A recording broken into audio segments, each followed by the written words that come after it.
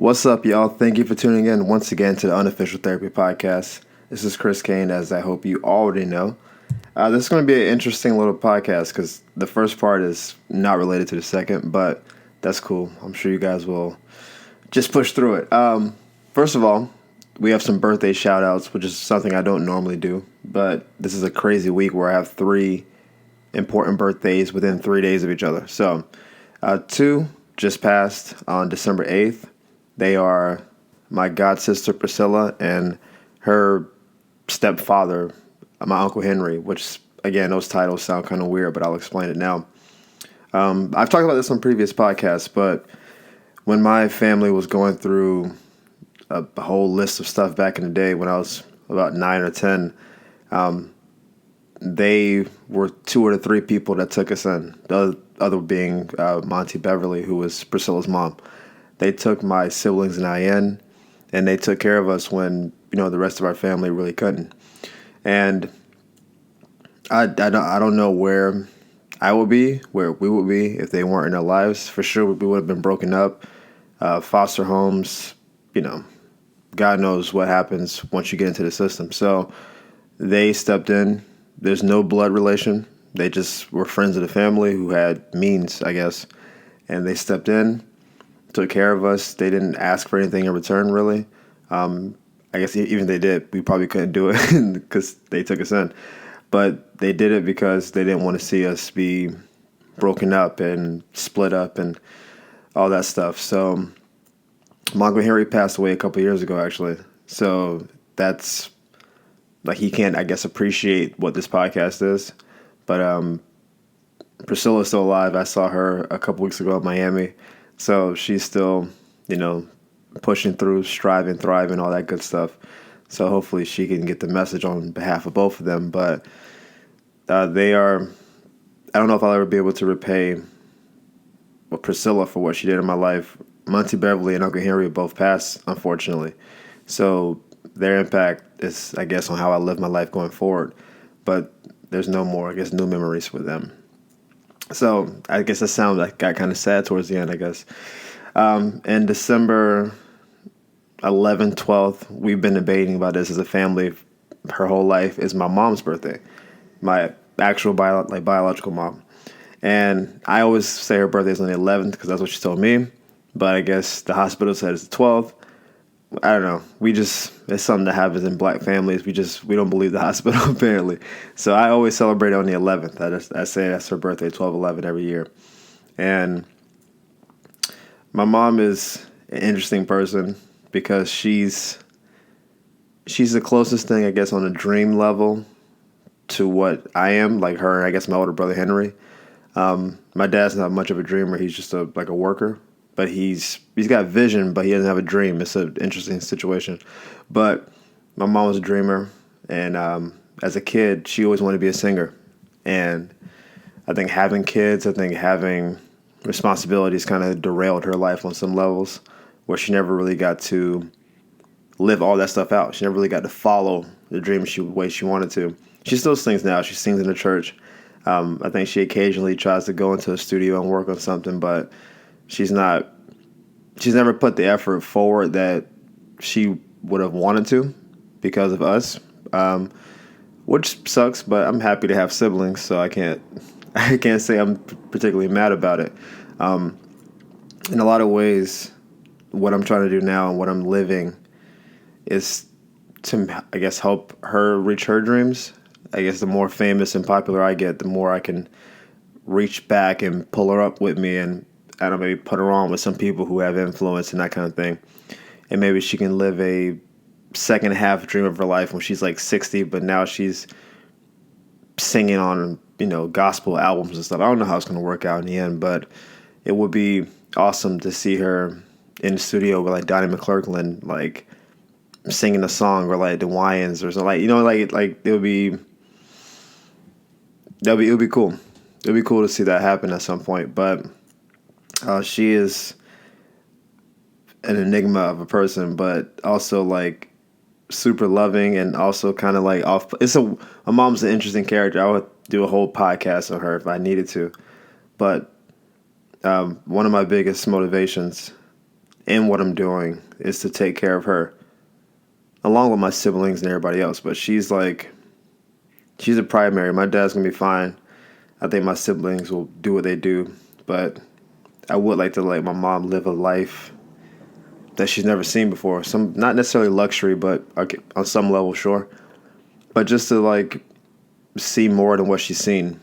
Like, she hasn't experienced a lot of stuff because she hasn't been able to. We've never been financially at the place where we could just go on a trip, where she can just hop on a plane. She's never been on a plane before, and she's in her 50s now. So the idea that not only has she not been on a plane, but I don't think she's ever been further north than probably Maryland, and further east than maybe Tennessee. It's a lot of life she hasn't lived, much less obviously outside the country. There's no passport situation happening here.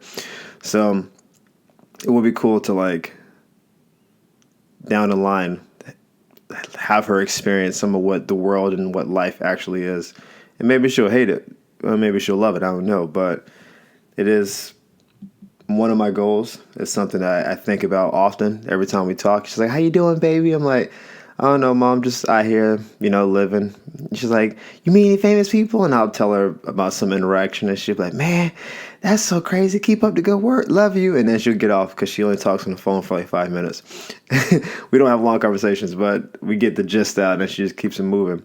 But it would be nice if I could be like, not only do I know this person, but I'm going to arrange for you to meet this person. And then we'll see kind of where things go from there. So special happy birthdays to Priscilla, Henry, and Mom. Love you guys dearly, and I'll keep pushing through for y'all. Cool. Now we'll get into what the actual podcast is about. And this is something I think everyone can get something from. Wow. When did for become from? Some podcasts are only specific to certain situations where it's like, okay, if you're not dealing with an X issue and I talk about X's, then there's nothing there for you. I think this has some universality to it. The podcast is entitled Life Prep, or Prep for Life, however I decide to put it into my database later. And really what this is how prepared you are for how life is going to go. I read a quote maybe 10 years ago. I don't even know who the person is, so I don't want to say I didn't write this. Let's put it that way. I don't know who to give credit to, but I didn't write it. And the quote was, there are 3 types of people in the world. There are people who make things happen. There are people who watch things happen, and there are people who wonder what happened. And at the time, I was like, oh, that's a dope quote. But then you really kind of sit back and assess what the 3 different people are. And obviously, if you make things happen, you tend to dictate the way things go. You're probably like a mover and shaker, maybe a type A person. You kind of make things happen. Sometimes watching things happen is a good thing, too, because you can kind of survey the landscape and move when you need to move. It's not always the best idea to just move forward and I'm going to make this happen. Sometimes you got to let things kind of materialize and kind of move forward. I don't know a positive thing to say about people who wonder what happened. And when I read that and I kind of rehearsed it and all this stuff, I was thinking, if you don't know how something just happened, I don't know how I ended up here, things just kind of happened, that points to some lack of preparation or awareness. And I think that's one of the most useless character traits and places to be, because if you're not prepared for what you have going on, then the likelihood of you doing well in whatever you're doing is much lessened. Sometimes, sure, things happen. Like you take a test, you didn't read the book, and you can just guess your way through it. Hey, man, I got a 75, bro. Loving life. You're killing. But more often than not, and at some point, the more opportunities you have to be in that situation, it's not going to work out in your favor. Like they say, luck favors the prepared. I don't know any quotes about being unprepared. Hey, man, sometimes the prepared works out, bro. Like there's no cool quote for people who don't know what's happening in their life. I think the easiest example to point to is money, budgeting. The biggest issue the country has, I mean, this could be debatable, I guess, is debt, right? Like not only our debt, personal, student loans are out of control. I have student loans. I'm sure many of you have the same situation going on. That's a big deal. We have loans the country owes to banks. We have loans we owe to other countries. We like it's our money is based on a debt standard now.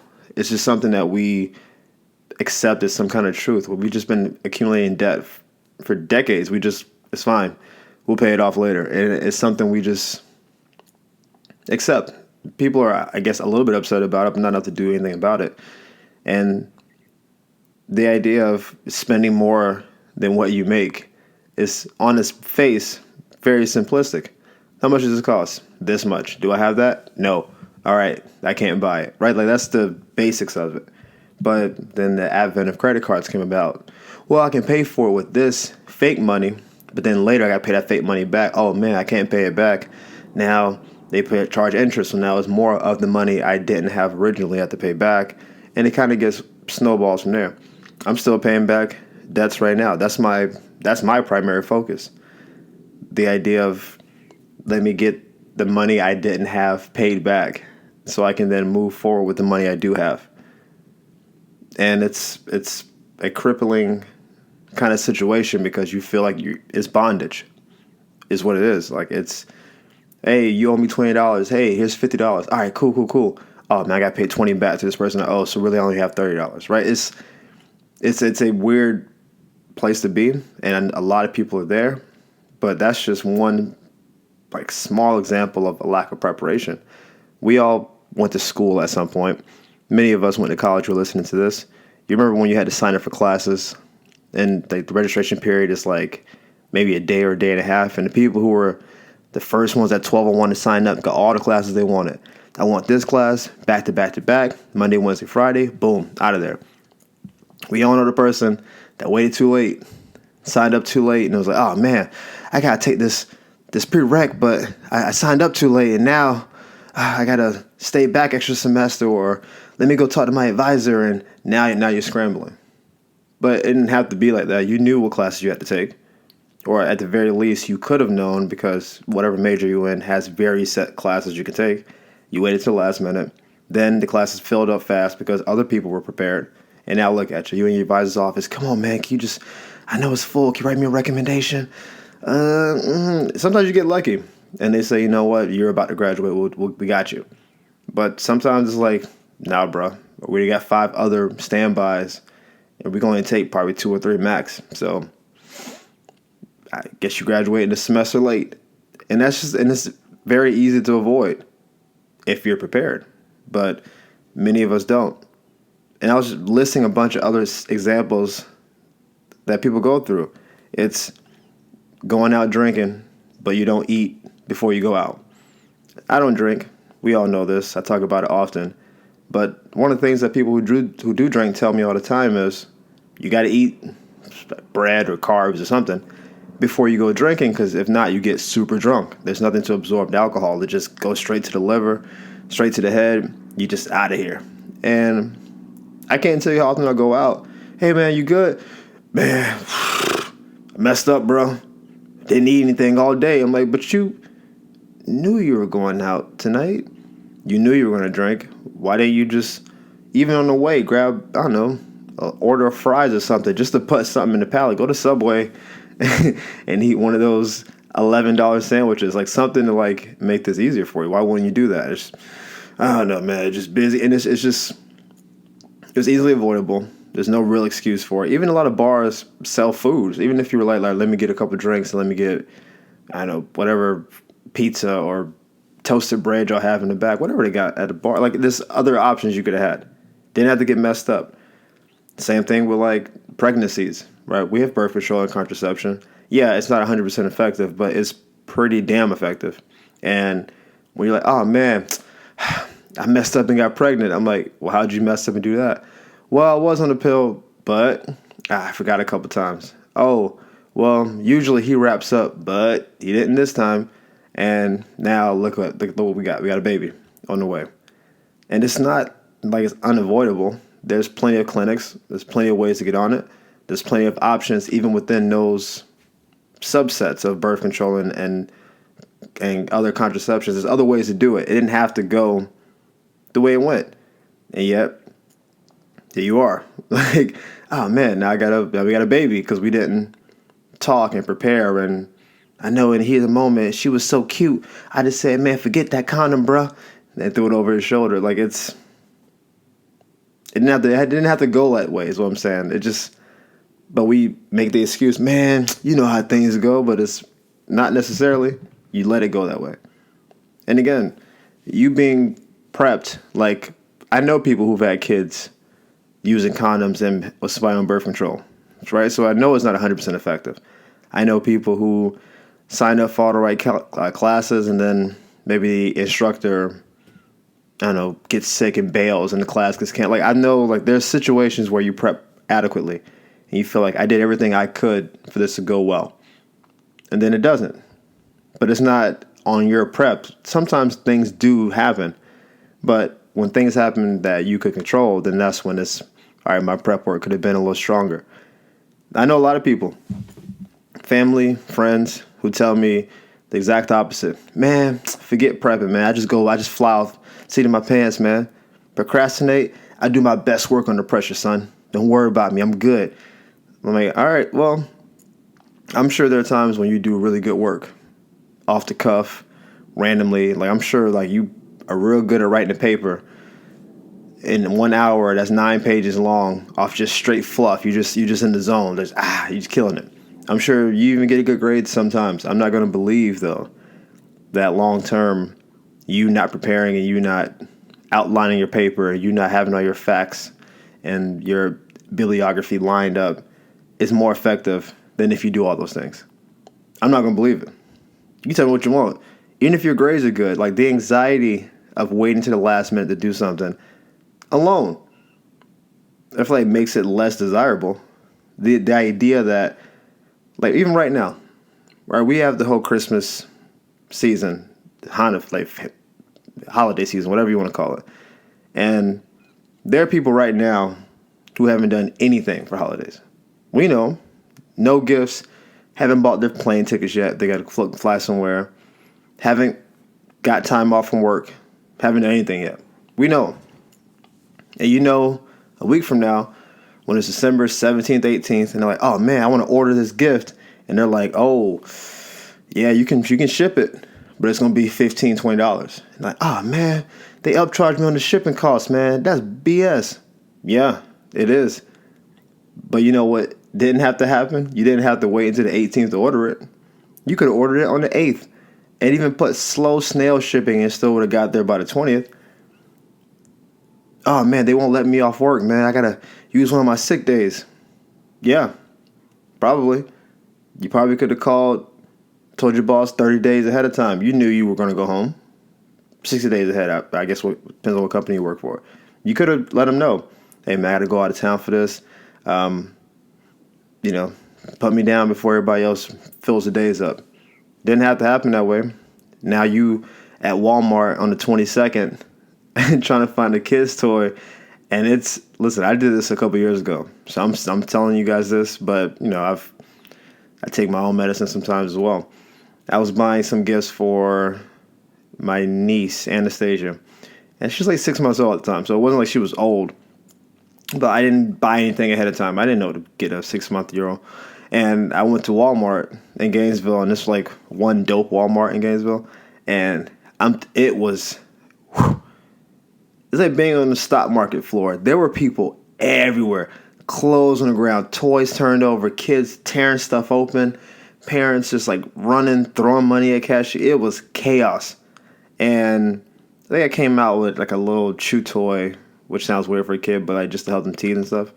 And maybe like a little something like rings or something kids like. And I was in there forever. I was anxious the whole time. I was like, oh, man, if I don't get something for her, not that she'll remember and dislike me, but then I'll feel bad as an uncle for not doing my job. Like it's my job to take care of the nieces and nephews and stuff. And it was just like, they sell these online. Toys R Us still existed when this story happened. They're out of business now. But if I had gone to ToysRUs.com on December 10th and said, all right, they even have sections designated for this. 6 months and under, toy, teeth and ring, boom, boom, ship it. $5 for shipping. All right, cool. I'm in there. I didn't have to live that life I was living. I didn't have to deal with that parking lot and that traffic and people running me over with carts and stuff. I didn't have to deal with any of that stuff, but I waited too late. And that's what happens. Same thing happened to me last year. I waited too late to buy my ticket home. As some of you know who've heard previous podcasts, I missed Christmas last year. I didn't go home. I stayed in California solo. I have no family out here. I was in California by myself. I didn't buy any gifts for anybody. I didn't see anybody. I stayed here and I watched whatever bowl game was on Christmas. I watched basketball. I think I went to IHOP or something just to try to get through the day. I called a few people, like mom, siblings, like, hey, y'all good? All right, well, enjoy. And I just sat home. And it was probably the saddest Christmas I've ever had. And it's because when I should have bought a ticket to fly home, it was probably like $600 at the time. And I was like, man, $600, that's a lot. I don't know if I want to fade that. But the thing is, I knew the price would go up. They don't get smaller. It's like the demand goes up. They drive the price up.